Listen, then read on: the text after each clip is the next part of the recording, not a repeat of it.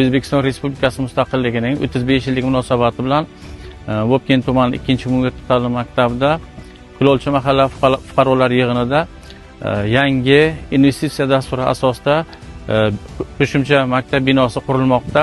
2026-yilni 16-may kuni boshlandi. Nasib bo'lsa 2026-yil 25-avgustga qadar topshiriladi.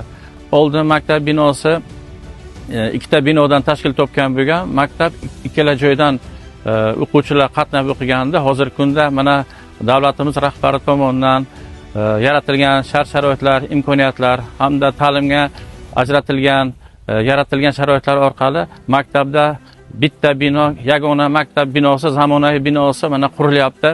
Ota-onalar, barcha o'quvchilar, ustozlar hammamiz minnatdor biza.